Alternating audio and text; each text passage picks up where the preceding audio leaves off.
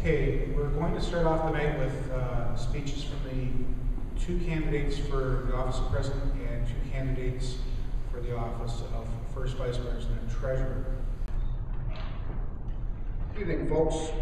My name is Eddie Almeida, and I want to thank the area council for inviting me here. It's been an honor to serve as your executive board member, and I'm asking for your support for the first vice president treasurer. Thank you for all your work and the work of your members. Together we stand for justice and equality. As an activist executive board member, I've had the opportunity to work with many of you and your locals and your board members. When I sat down to put some notes together for this address, I started by reviewing my notes from my past terms. For many of you who have read the board minutes, you will know that I am always pushing for members' rights, as well as pushing for greater accountability and transparency for the members to see what their union is doing. Many of those motions I have personally written. Actually, as I look out in here and I see a video camera, that's nice to see. I think that's the way of the future. I think having that information and being able to stream that out to your members and my members, our members, is important. As workers, inequality continues to be under attack. Just in the last year, we have seen governments and employers tell workers that they need to tighten their belts more. All the while, they give out record bonuses and give themselves raises. You know what? If the rich paid their fair share of taxes, they'd still be rich. Thank you, David. But would society ever be better? It's funny because we always talk about this at CPAC, and that's one of the things that David and I always talk about, is that the rich, if they just paid their taxes, this just would be such a better world. Over the years, we've talked about the local health integrated networks, the LHINs. Since 2007, these networks are getting larger through staff increases and provide not one direct service to the public, not one. The government is wasting over $55 million a year on this bureaucracy. I'm convinced we need more accountability from the LHINs, and will continue with the help of this union and its members to put together a plan to train members to speak publicly with expert knowledge about the LHINs, as well as other issues.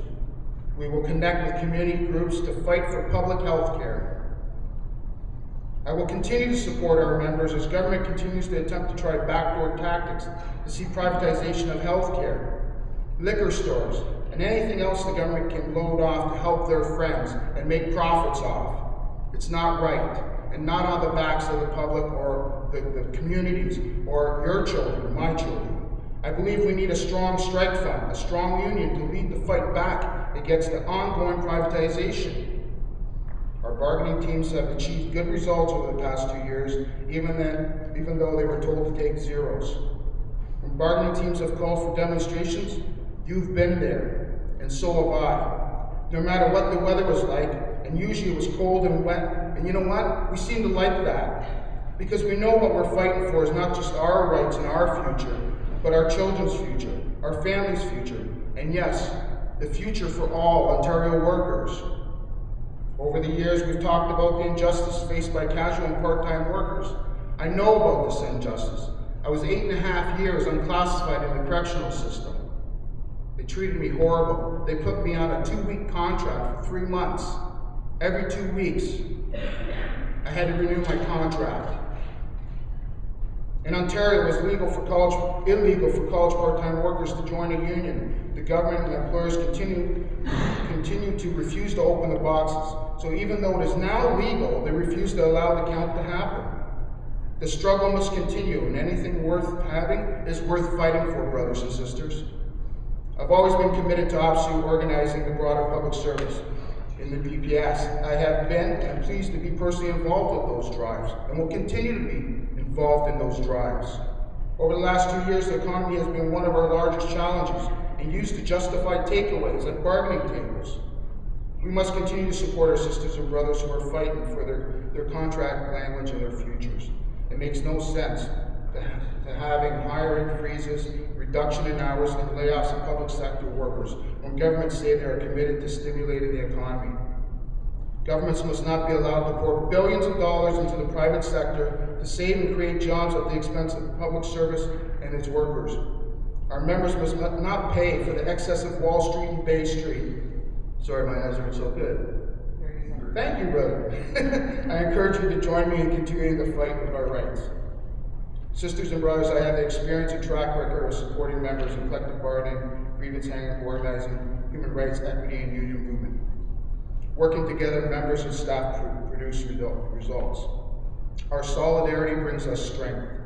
I ask for your support and your vote. Thank you.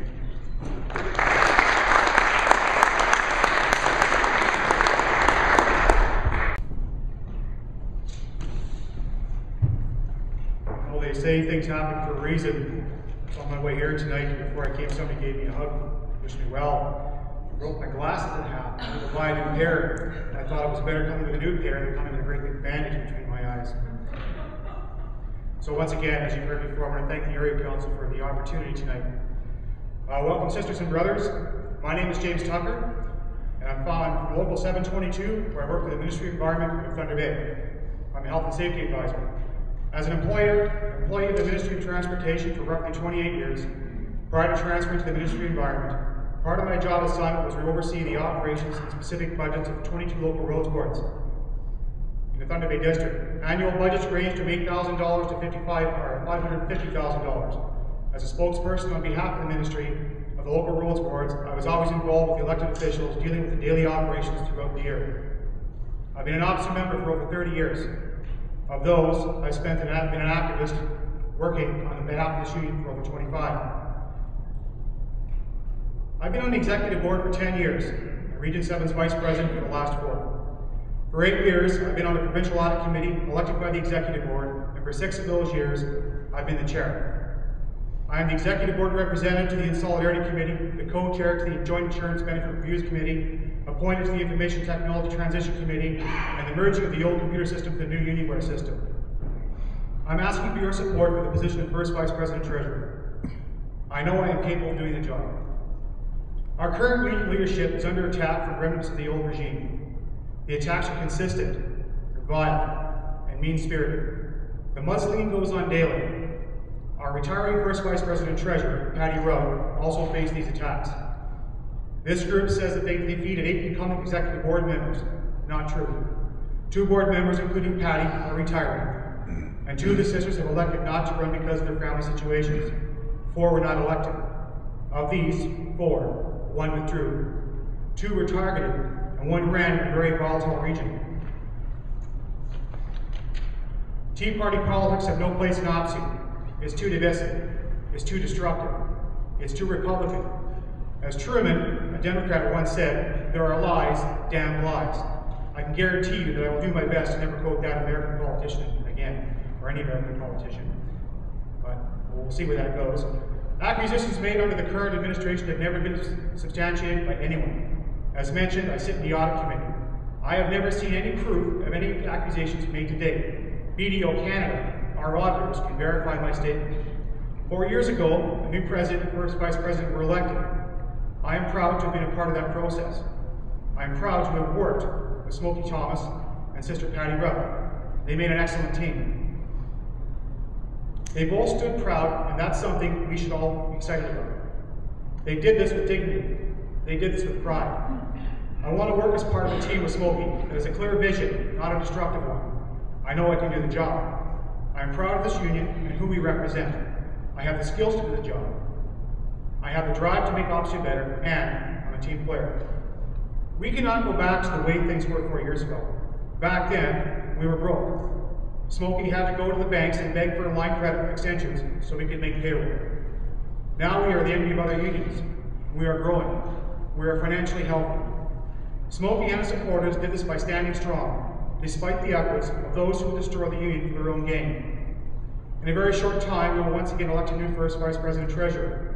I would be honored to stand before you and represent you, this union, as your First Vice President Treasurer.